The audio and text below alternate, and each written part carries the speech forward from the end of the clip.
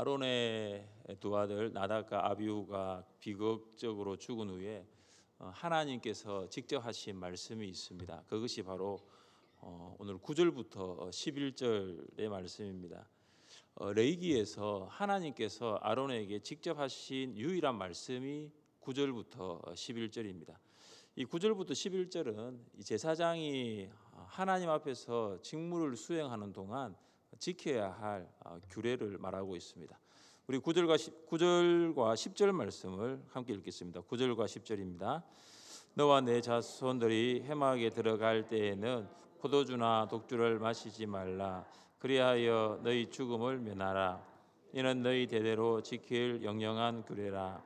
그리하여야 너희가 거룩하고 속된 것을 분별하며 부정하고 정한 것을 분별하고. 아멘. 하나님께서 아론에게 직접 말씀하신 이 핵심이 무엇입니까? 회막에 들어갈 때에 포도주와 독주를 마시지 말라입니다. 하나님께서 아론에게 제사장은 회막에 들어갈 때에 술을 마셔서는 안 된다라고 말씀하십니다.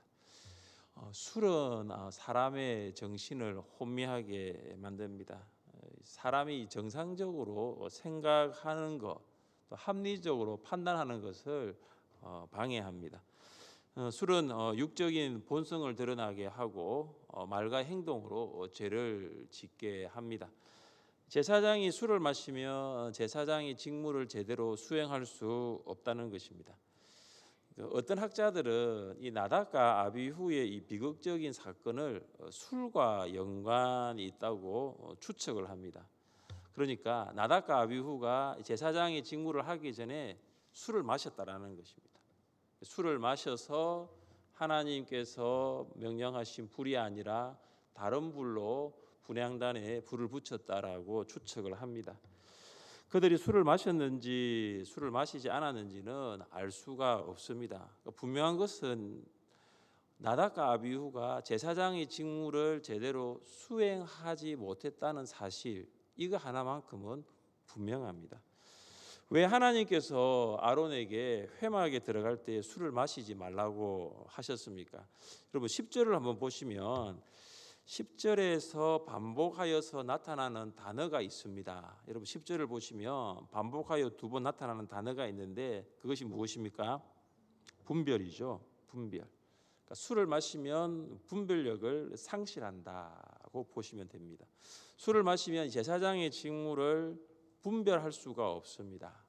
그렇다면 제사장은 무엇을 분별해야 합니까? 계속되는 말씀을 여러분이 보십시오. 10절을 보시면 제사장은 거룩한 것과 속된 것을 분별하고 또한 부정한 것과 정한 것을 분별해야 합니다. 거룩한 것과 속된 것 그리고 부정한 것과 정한 것은 서로 대조를 이룹니다. 속된 것은 하나님의 거룩성을 파괴하거나 상처를 주는 모독입니다. 그리고 부정한 것은 하나님의 거룩성을 파괴하는 모든 것을 말합니다. 그러니까 이 속된 것과 부정한 것은 결국은 하나님의 거룩성과 대조를 이루고 있다라고 보시면 됩니다. 제사장은 무엇을 분별해야 하느냐? 하나님의 거룩성을 분별해야 한다라는 것입니다. 하나님의 거룩성을 분별해야 할 사명이 제사장에게 있습니다. 제사장의 사명은 거룩성 분별하기입니다.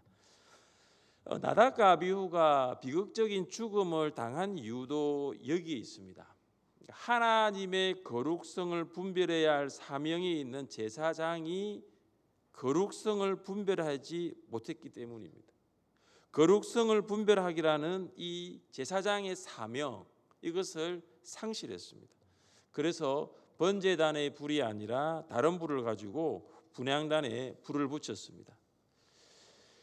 거룩성에 대한 분별력이 조금이라도 있었으면 그들은 결코 다른 불로 분향하지 않았을 것입니다.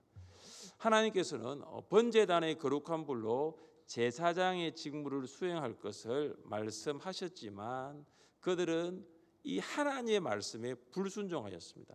그래서 하나님의 거룩성은 무엇과 직결되냐 하면은 하나님의 거룩성은 하나님의 말씀과 직결이 되는 것입니다. 그러니까 말씀이 거룩성의 기준입니다. 그러니까 말씀 안에 거하면은 거룩성을 지킬 수 있지만 말씀을 떠나면 거룩성도 상실됩니다.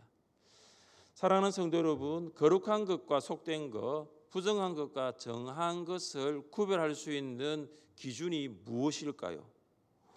무엇을 기준으로 하나님의 거룩성을 지키면서 살아갈 수 있을까요?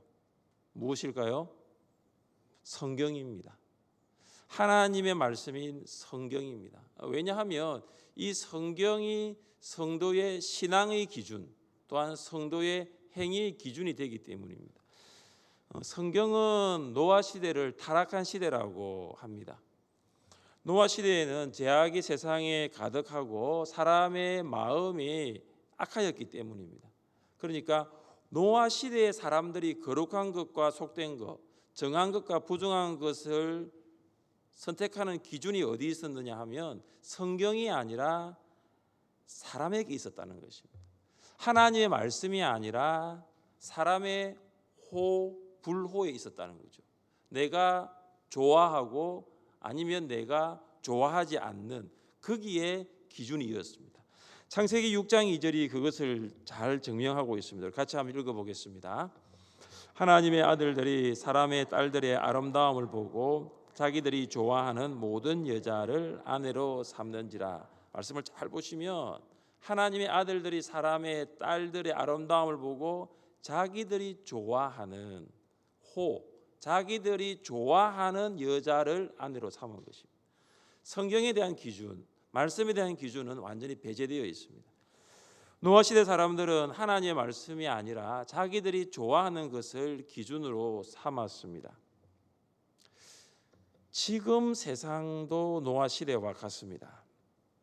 사람들은 자기들이 좋아하는 것을 생각하고 자기들이 좋아하는 것을 말하고 자기들이 좋아하는 것을 선택합니다. 그러니까 하나님이 무엇을 좋아하실까? 하나님이 무엇을 좋아하실까? 여기에 대한 관심은 점점 없어지고 있습니다. 사랑하는 성도 여러분, 우리도 세상 사람들처럼 우리가 좋아하는 것을, 내가 좋아하는 것을 생각하고 말하고 선택합니까? 그렇다면 우리 안에는 뭐가 없냐면은 하나님의 거룩성이 없다라는 것입니다. 내가 좋아하는 것을 말하고 내가 좋아하는 것을 선택한다는 것은 내 안에 하나님의 거룩성이 없다는 증거가 됩니다. 하나님께서는 그리스도인을 왕 같은 제사장으로 부르십니다. 그래서 그리스도인은 세상 속에서 속된 것과 거룩한 것, 그리고 부정한 것과 정한 것을 분별해야 할 책임이 있습니다. 그리스도인은 거룩하게 살아야 할 사명이 있습니다. 여러분 한번 생각해 보십시오.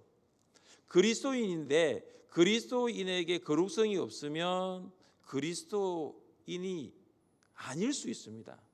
이 그리스도의 정체성의 문제거든요. 그리스도인에게 거룩성이 없다. 그리스도인에게 하나님의 거룩성이 없다. 그러면 그리스도인이 아닐 수가 있습니다. 하나님의 거룩성이 없는 그리스도인은 마치 노아 시대의 사람들과 같이 거룩성을 상실한 채 살아갈 뿐입니다. 한번 적용해 보십시다. 여러분의 시간은 거룩합니까? 하루 24시간을 살아가는데 우리가 그리스도인으로 살아가는 시간, 24시간 중에 내가 그리스도인으로 살아가는 시간은 과연 얼마가 됩니까? 여러분의 물질은 거룩합니까? 정말로 나에게 있는 이 물질 중에 하나님의 거룩한 일, 하나님의 나라를 위하여, 하나님의 일을 위하여 사용하는 것은 어느 정도입니까? 여러분의 휴대폰은 거룩합니까? 여러분은 휴대폰에서 무엇을 가장 많이 검색합니까? 여러분의 휴대폰 중에 검색어 1위는 무엇입니까? 여러분은 휴대폰 중에서 무엇을 가장 많이 클릭합니까? 여러분 유튜브에서 가장 많이 보는 영상이 무엇입니까? 유튜브에서 가장 많이 보는 영상물 1위는 무엇입니까? 제가 궁금해서 유튜브 들어가서 울산 하늘샘 교회를 검색을 했어요. 검색을 하는데 저는 유튜브를 잘 안 들어갑니다. 유튜브를 딱 들어보니까 얼마나 많은 영상물이 있는지. 그런데 거기에 보니까 좋은 영상도 있지만 좋지 않은 영상도 있었어요. 이 무엇을 말하냐면은 그 안에 속된 것도 있고 그 안에 부정한 것도 참 많았습니다. 물론 거룩한 것도 있고 정한 것도 있었어요. 여러분 유튜브에서 울산 하늘샘 교회를 한번 검색해 보십시오. 그곳에 들어가시면 하늘샘 교회로 들어가시면 영상이 참 많아요. 지난 주일날 있었던 성탄 축하 발표회 영상도 울산 하늘샘 교회 검색하니까 나오더라고요. 여러분 한번 보셨어요? 울산 하늘샘 교회 구독자이십니까? 네, 구독자가 아니면 빨리 구독자 하십시오. 네, 462명이더라고요. 462명. 장로님 구독자십니까? 아니십니까? 그러니까 오늘 빨리 가서 구독하시기 바랍니다. 네. 우리 교인들이 많이 들어와 있겠지만 또 그러지 않는 분들도 많이 들어와 있습니다. 유튜브에서 내가 보아야 할 영상이 있고 내가 보지 말아야 할 영상이 있는 거죠. 그걸 무엇으로 구분합니까? 그걸 무엇으로 구별합니까? 하나님 말씀이죠. 간단한 적용입니다. 하나님의 말씀인 성경을 기준으로 삼을 때 하나님의 거룩성을 가지고 살아가는 그리스도인이 될 수 있습니다. 제사장이 해야 할 직무는 하나님께서 주신 규례를 이스라엘 백성에게 가르치는 것입니다. 다른 말로 제사장의 직무는 바로 말씀 가르치기입니다. 우리 함께 11절을 읽어보겠습니다. 11절입니다. 또 나 여호와가 모세를 통하여 모든 규례를 이스라엘 자손에게 가르치리라. 아멘. 제사장은 하나님의 율법을 온 이스라엘에게 가르쳐야 하는 직무를 가지고 있습니다. 제사장이 이스라엘 백성에게 가르쳐야 할 것이 있습니다. 같이 한번 읽어볼까요? 내 백성에게 거룩한 것과 속된 것의 구별을 가르치며 부정한 것과 정한 것을 분별하게 할 것이며, 말씀을 잘 보시면 지금 레위기 10장 10절에는 제사장이 거룩한 것과 속된 것 그리고 정한 것과 부정한 것을 분별하라고 했고, 방금 에스겔 44장 23절은 백성에게 거룩한 것과 속된 것의 구별을 가르치라고 했어요. 제사장은 이스라엘 백성에게 거룩한 것과 속된 것을 구별할 수 있도록 가르쳐야 합니다. 이스라엘 백성은 무엇이 거룩한 것인지 무엇이 속된 것인지 잘 알지 못할 수가 있습니다. 그래서 제사장이 성속의 구별을 가르쳐야 할 직무가 있습니다. 그런데 제사장이 거룩한 것과 속된 것을 분별하여 하나님의 거룩성으로 살지 않으면 이스라엘 백성에게 거룩한 것과 속된 것을 가르칠 수가 없습니다. 왜냐하면 가르침은 곧 삶과 직결되기 때문입니다. 여러분, 학교 선생님은 참 많은 것을 가르치십니다. 그런데 학교 선생님은 가르치는 대로 살지 않거나 사는 대로 가르치지 않을 수는 있습니다.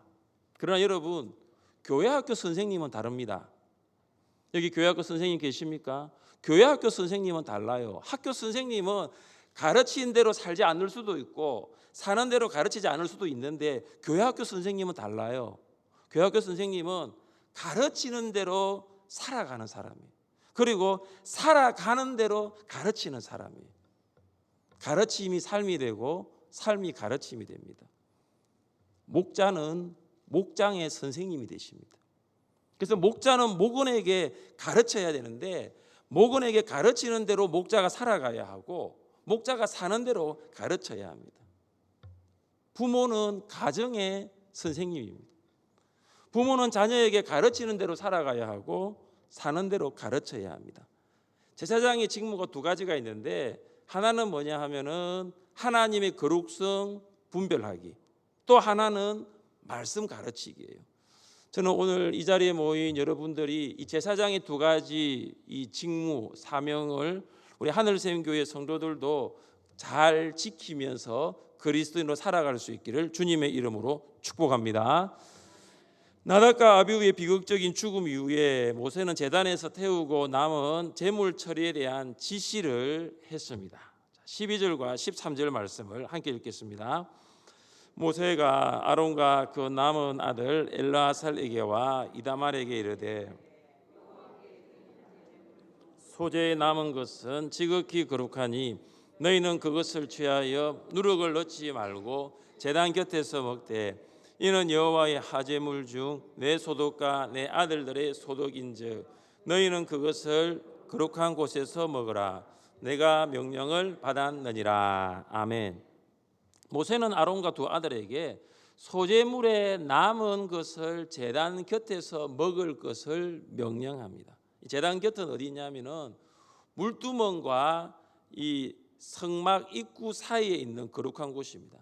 제사장은 그곳에서, 그 거룩한 곳에서 소제물 중에 남은 것을 먹어야 합니다. 또한 화목 제물에서는 가슴과 뒷다리 부위를 먹어야 합니다.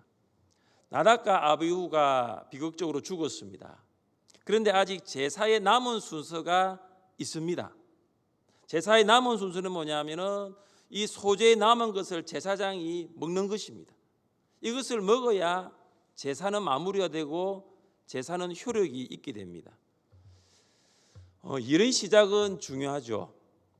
시작하지 아니하면 아무 일도 일어나지 않습니다. 그런데 일의 시작만큼 중요한 것이 뭐냐면 일의 마무리입니다. 여러분 시작을 잘 하셨습니까? 그럼 마무리도 잘 하십시오. 나답과 아비후가 제사를 시작하였지만 다른 제사장들이 제사를 마무리해야 합니다.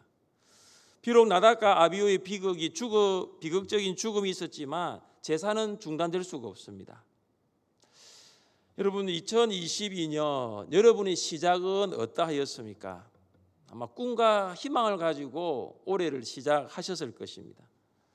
이제 2022년을 마무리해야 할 12월,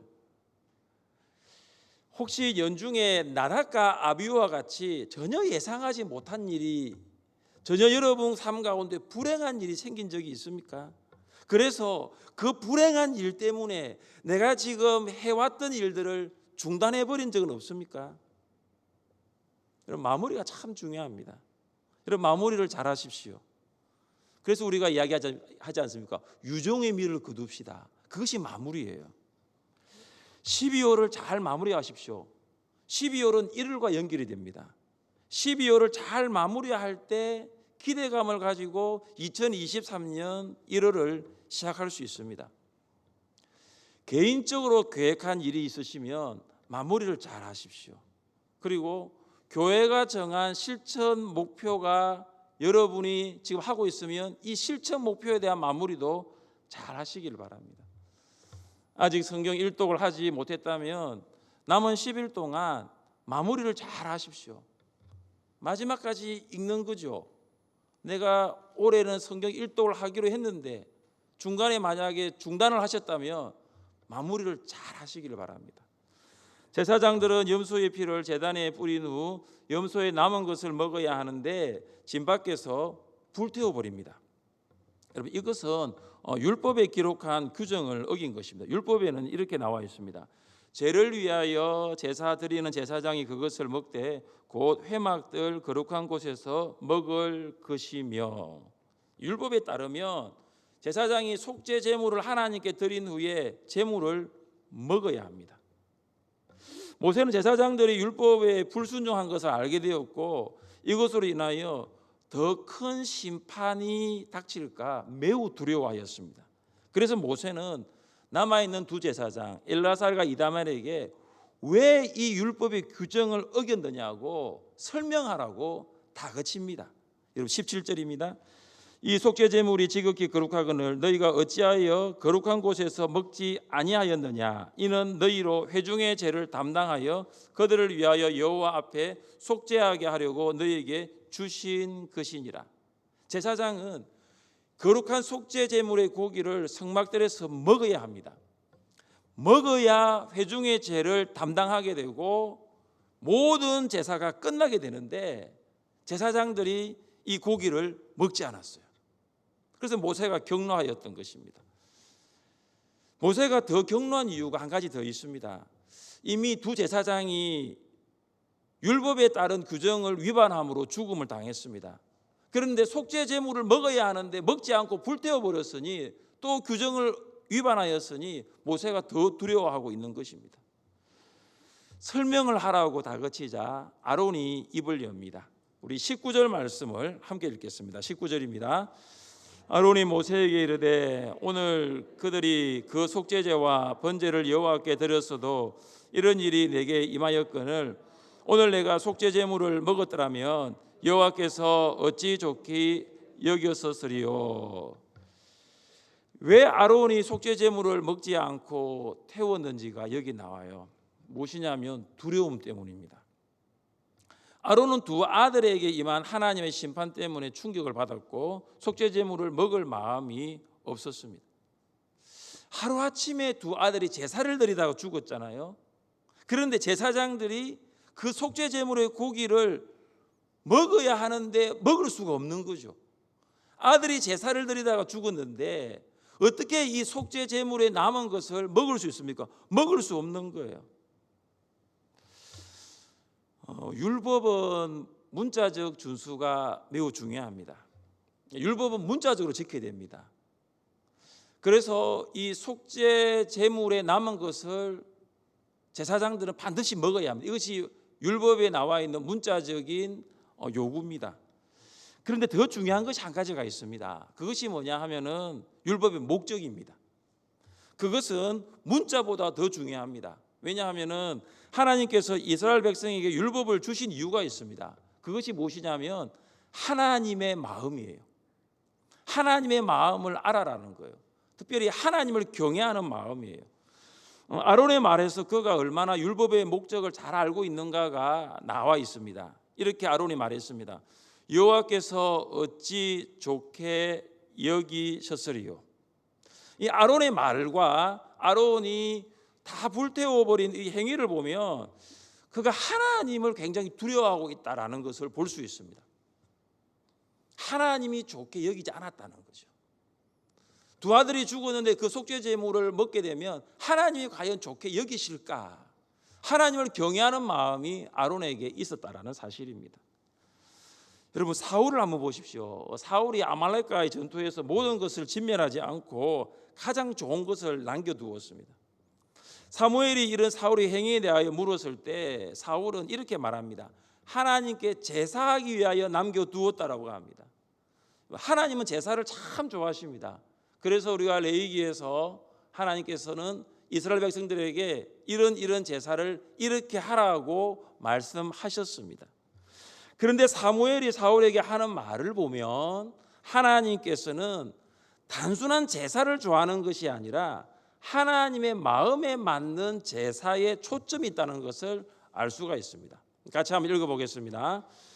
여호와께서 번제와 다른 제사를 그의 목소리를 청종하는 것을 좋아하신가 같이 좋아하시겠나이까. 순종이 제사보다 낫고 듣는 것이 순양의 기름보다 나으니. 아멘. 여기 보시면 하나님이 무엇을 더 좋아하는가가 나와 있어요. 물론 하나님 제사를 좋아하십니다. 그러나 하나님이 더 좋아하시는 것은 하나님의 마음에 맞는 제사예요. 아론은 하나님의 마음을 알았어요. 제사장으로서 속죄 제물에 남은 것을 거룩한 곳에서 먹어야 합니다. 율법의 규정입니다. 문자적으로 준수해야 됩니다. 그러나 그는 하나님께서 속죄 제물을 먹는 것보다 하나님의 마음에 초점을 맞춘 선택을 한 것입니다. 하나님은 인격적이신 분이십니다. 아론이 두 아들의 죽음으로 속죄 제물을 먹지 않은 것을 책망하지 않습니다. 공감하십니다. 오늘 20절이 그것을 말씀하고 있죠. 모세가 그 말을 듣고 좋게 여겼더라. 사랑하는 성도 여러분, 우리는 하늘샘 교회의 봉사자로서 하나님 아버지의 집을 어떤 마음으로 봉사하였는지 돌아볼 필요가 있습니다. 과연 나는 하나님의 마음에 맞추어서 찬양하였습니까? 그냥 찬양이 아니라 나는 과연 하나님의 마음에 맞추어서 찬양하였습니까? 여러분 기도를 많이 하시는데 특별히 예배를 대표하여서 기도하시는 분들이 많습니다. 내가 그냥 단순히 기도하는 것이 아니라 나의 기도는 하나님의 마음에 맞추어진 기도였습니까? 우리가 성경을 가르칩니다. 교육자들도 교사들도 성경을 가르칩니다. 내가 성경을 가르치는 것이 아니라 정말 하나님의 마음으로 성경을 가르쳤습니까? 하나님의 마음으로 안내를 하고 수전을 하고 하나님의 마음으로 새 가족을 섬겼습니까? 하나님의 마음에 맞는 예배, 하나님의 마음에 맞는 봉사, 하나님을 경외하는 마음으로 섬겼는지를 여러분 한번 돌아보십시오. 제사장들은 하나님의 마음으로 봉사해야 했듯이 동일하게 우리도 하나님을 경외하는 마음으로 봉사할 수 있어야 합니다. 사랑하는 성도 여러분, 오늘 말씀을 돌아보십시다. 제사장의 직무가 두 가지가 있습니다.